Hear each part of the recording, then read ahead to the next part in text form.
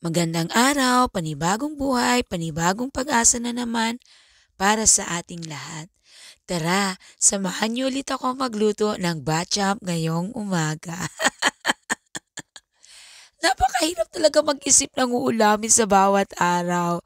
So, eto na naman ang aking naisip since eto ang nasa loob ng ating refrigerator, yung konting Baguio beans at saka Chinese pechay.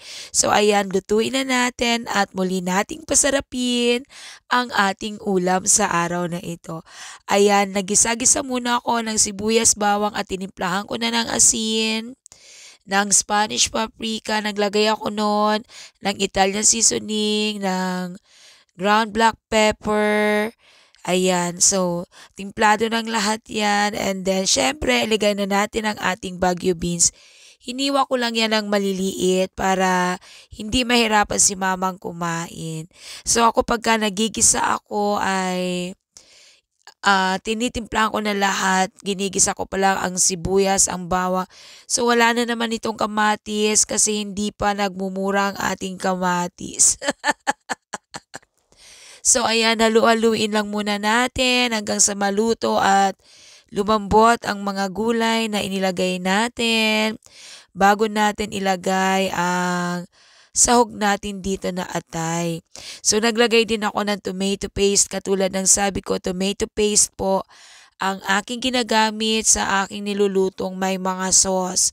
Kasi mas ito ang approved sa low carbs na ilagay kaysa sa tomato sauce.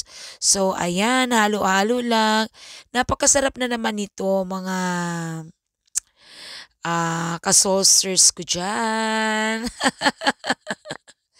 So, napakasarap na naman nito nung tinikman ni tatay. So, nung naluto na ang gulay, inilagay ko na ang atay. Hinuli ko palang ilagay ang atay kasi ito ay tumitigas kapag ka na-overcook.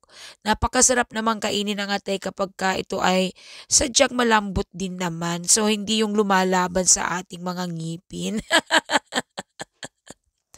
So, ayan, konting halo-halo din lang. And then, kapag ka naluto na, ayan, ready na naman ang ating breakfast nito. So, hindi ko talaga makakaligtaan kapag ka ako ay nagluluto ang chili flakes.